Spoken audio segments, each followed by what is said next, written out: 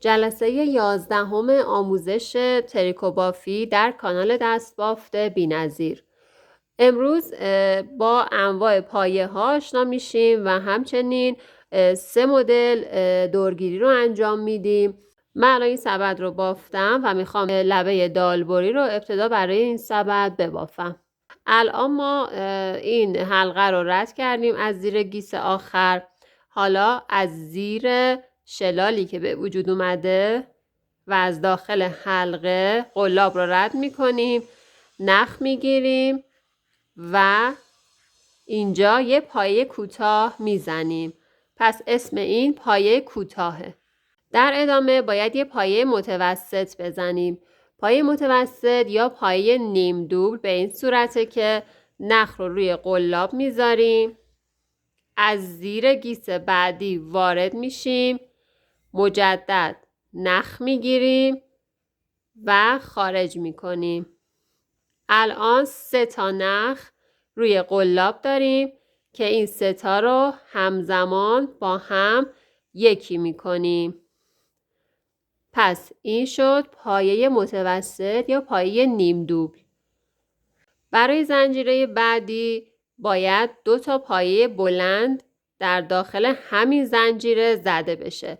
پایه بلند به این صورته که باز نخ رو میذاریم روی قلاب و از زیر زنجیره وارد میشیم، نخ میگیریم و خارج میکنیم. 3 تا نخ روی قلاب داریم. تفاوتش با پایه متوسط اینجاست که پایه متوسط رو به یک باره نخ رو از 3 تا خارج میکردیم، ولی برای پایه بلند یک بار نخ رو از 2 تا حلقه اول و دوباره نخ رو از 2 تا حلقه باقی مونده خارج میکنیم. به این صورت پایه بلند میزنیم. باز دوباره نخ رو میندازیم سر قلاب، میریم داخل همین زنجیره، نخ میگیریم و از زنجیره خارج میکنیم و باز یک بار از 2 تا حلقه اول و بار بعدی از 2 تا حلقه دوم نخ رو خارج میکنیم. به این صورت 2 تا پایه بلند زیر یه دونه زنجیره میزنیم. حالا برای زنجیره بعدی مجدد باید پایه متوسط بزنیم. پس نخ میگیریم، میریم زیر زنجیره بعدی، نخ رو خارج میکنیم و 3 تا نخ رو به یک باره یکی میکنیم. به این صورت یه پایه متوسط میزنیم. برای زنجیره بعدی باید یه دونه پایه کوتاه بزنیم. زیر زنجیره وارد میشیم، نخ میگیریم. سعی کنید نخ رو همیشه به رو بندازید روی قلاب. خارج میشیم و یک پایه کوتاه میزنیم. به این صورت پایه آخر رو باید پایه مخفی بزنیم. پایه مخفی به این شکله که زیر زنجیره میریم، نخ میگیریم و همون موقع از زیر حلقه قبلی عبور میدیم. مثل شلال زدن میمونه. به این صورت، چون باید این دالبر رو تا انتها به پایین برسونیم. یه دونه از دالبرای ما شکل گرفت به این صورت. حالا همین کار رو دوباره تکرار میکنیم به این صورت که زنجیره بعدی رو باید یه دونه پایه کوتاه ببافیم.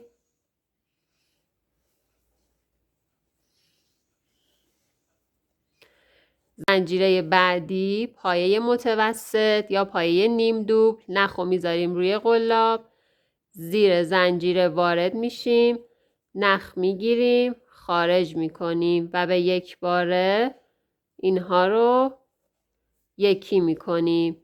بعد از اینکه پایه متوسط رو زدیم، زیر زنجیره بعدی باید 2 تا پایه بلند ببافیم. به این صورت که نخ رو میذاریم روی قلاب، از زیر زنجیره وارد میشیم، نخ میگیریم، یک بار 2 تا حلقه اول و یک بار 2 تا حلقه بعدی رو با هم یکی میکنیم. مجدد از زیر همین زنجیره نخ میگیریم، میریم زیر زنجیره، خارج میکنیم نخو، یک بار 2 تا نخ اول و یک بار 2 تا نخ دوم رو با هم یکی میکنیم. 2 تا پایه بلند زیر یک زنجیره. برای زنجیره بعدی باید پایه متوسط مجدد ببافیم. نخ میگیریم، زیر زنجیره وارد میشیم، نخو خارج میکنیم و به یک باره این 3 تا حلقه رو با هم یکی میکنیم. زنجیره بعدی یه دونه پایه کوتاه میبافیم. نخو خارج میکنیم و این 2 تا حلقه رو با هم یکی میکنیم. و برای زنجیره آخر هم یه دونه پایه مخفی میبافیم. نخو در میاریم و از حلقه قبلی رد میکنیم. فقط فراموش نکنید که پایه مخفی انتهای کار رو ببافید. الان 2 تا دالبر ما شکل گرفت. دوستان این دالبرها برای سبدهای دایره به قطر بزرگ خیلی زیبایی داره. همینطور برای سبدهای مستطیلی خیلی کار زیبایی میشه که بخواید بالاش رو به صورت دالبر در بیارید. این نکته رو فراموش نکنید که هر دالبر ما باید ببینید که چند تا از پایه کوتاه‌های ما رو درگیر خودش میکنه و تعداد کل پایه کوتاه‌های سبدتون رو باید بدونید که چند تا در دالبر آخر به مشکل بر نخورید و همین تعداد تا انتهای کار تکرار میشه و در انتها هم باید تعداد پایه کوتاه‌هایی که درگیر یه دونه دالبر هست در آخر داشته باشید وگرنه کارتون در انتهای کار ناقص میشه. الان من یه دالبر میبافم تا شما ببینید که چند تا از زنجیره هاتون درگیر بافت یه دونه دالبر میشه. به این صورت یک بار دیگه زنجیره اول، پایه کوتاه، زنجیره دوم، پایه متوسط، زنجیره سوم، پایه بلند، مجدد زنجیره سوم، پایه بلند، زنجیره چهارم، پایه متوسط، زنجیره پنجم، پایه کوتاه و زنجیره آخر هم پایه مخفی که زنجیره ششممون میشد.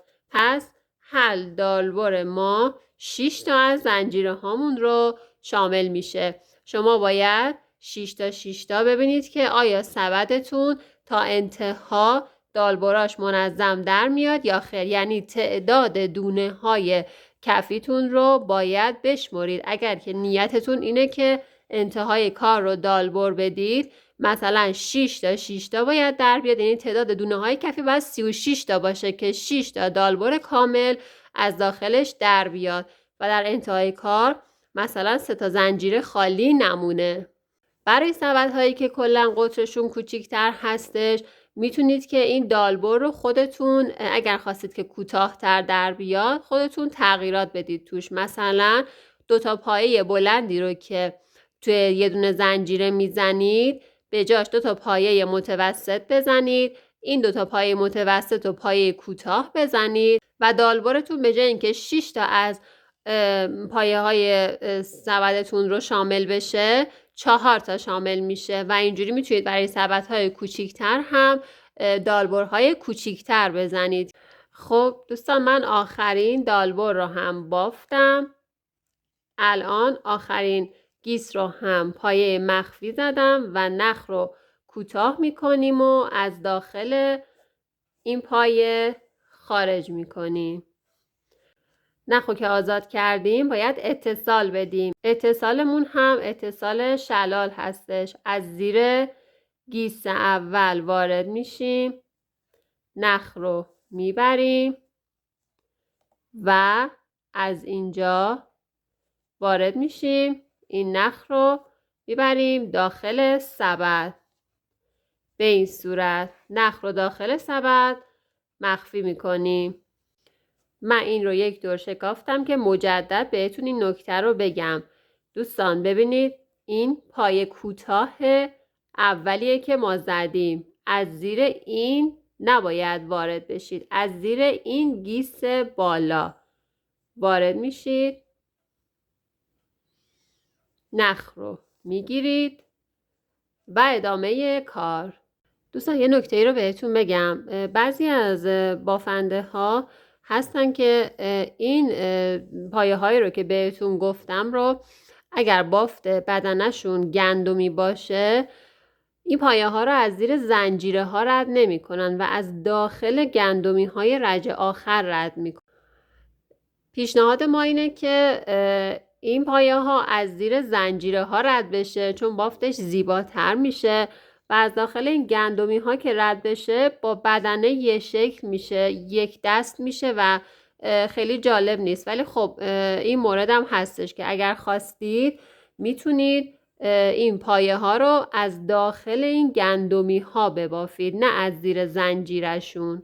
برای انتهای کار هم میتونید از داخل این حفره هایی که اینجا هست یه شلال بزنید و کارتون رو زیباتر بکنید. به این صورت که بعد از این که دالبرا رو زدید و کار رو انجام دادید نخ جدید میگیرید و از زیر زنجیره ها از داخل همین حفره هایی که به وجود اومده وارد میشید، نخ میگیرید و کار شلال رو اینجا انجام میدید و شلال میزنید.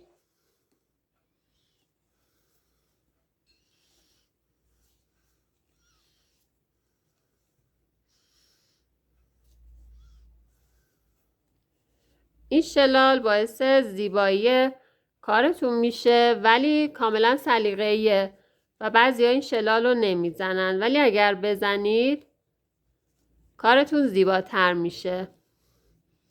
ببینید به این صورت دالبرتون رو که زدید تموم شد میتونید زیر دالبرها رو شلال بزنید.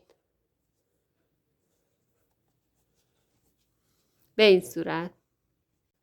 آموزش لبه خرچنگی به این صورت هست که کمی نخ رو آزاد میکنیم و اتصال رو میزنیم از زیر شلال از داخل حلقه نخ میگیریم و یک زنجیره میزنیم. برای لبه خرچنگی یا لبه زبدری به این صورت عمل میکنیم که میریم زیر زنجیره قبل نخ میگیریم، همون موقع از این حلقه نخ رو رد میکنیم و مجدد یه زنجیره میزنیم. دوباره وارد زنجیره قبل میشیم، نخ میگیریم، همون موقع از داخل این حلقه رد میکنیم و یه زنجیره میزنیم. مجدد زیر زنجیره قبل نخ میگیریم، از حلقه رد میکنیم و یه زنجیره میزنیم.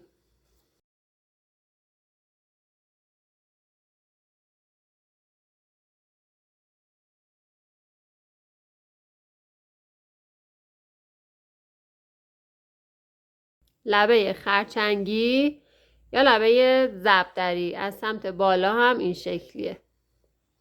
تا انتهای کار میبافیم تا اتصالش رو بهتون بگم.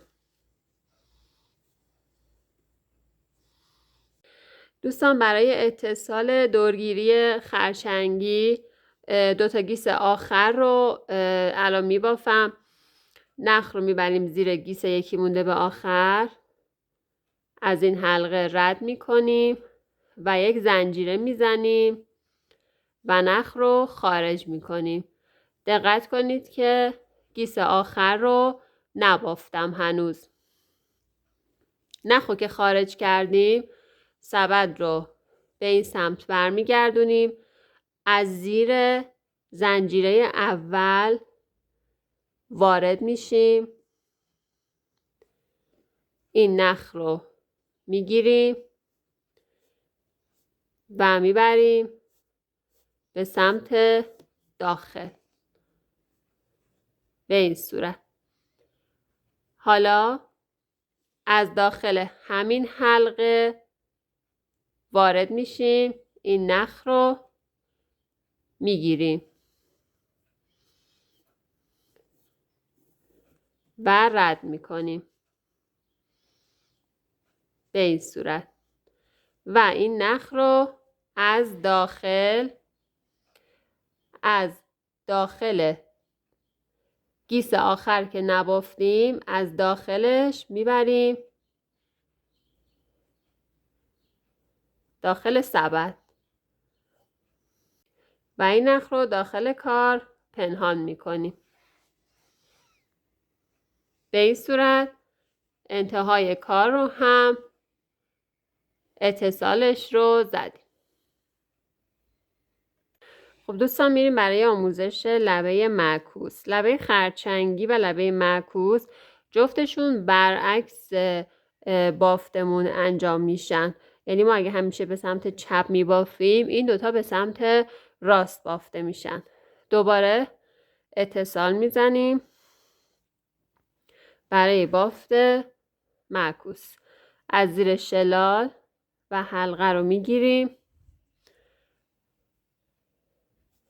نخ میگیریم و یه پایه کوتاه میزنیم به این صورت. برای بافت معکوس وارد زنجیره قبل میشیم، نخ میگیریم، میاریم بیرون و یه زنجیره میزنیم. مجدد میریم زیر زنجیره قبل، نخ میگیریم، میاریم بیرون.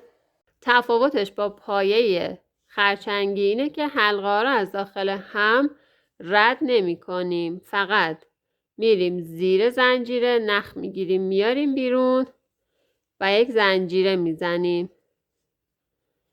زیر زنجیره، نخ و یک زنجیره به این صورت تا انتها میبافیم.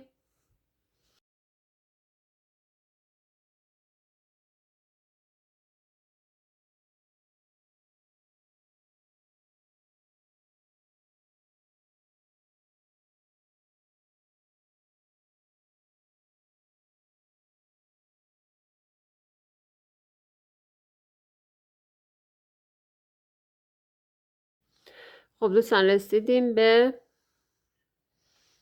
چند تا گیس آخر. سعی کنید که روی قلاب نخ رو از سمت صاف بذارید، اینجوری دورگیریتون زیباتر میشه.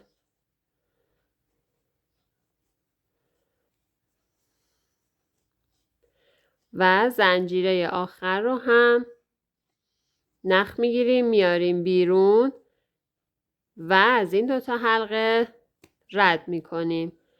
برای اتصال این نخ رو میبریم پشت کار و اینجا از زیر اولین زنجیره‌ای که زدیم از پشتش یک زبدر وجود داره، از پشت این نخ رو خارج میکنیم.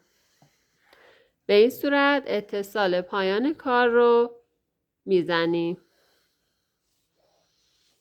این هم از بافت دورگیری به روش معکوس. شما میتونید مثل لبه دالبری از زیر هر کدوم از این زنجیره ها شلال بزنید. به این صورت میتونید شلال بزنید زیر لبه معکوستون و این حالت مربوط به دورگیری ساده بود. اگر که این مدل رو جایی دیدید همون دورگیری ساده و همون شلال زدن ساده هست که زیر لبه معکوس انجام شده که از زیر زنجیره ها این شلال رو انجام میدین. دوستان ممنون میشم صفحه رو سابسکرایب کنید و گزینه زنگوله رو فعال کنید تا اولین نفری باشید که پست های جدیدمون رو میبینید. آموزش های زیادی در راه هستش. ممنون میشم که آموزش هامون رو لایک کنید و نظراتتون رو برامون کامنت کنید. پایان جلسه 11 ممنون از همراهیتون.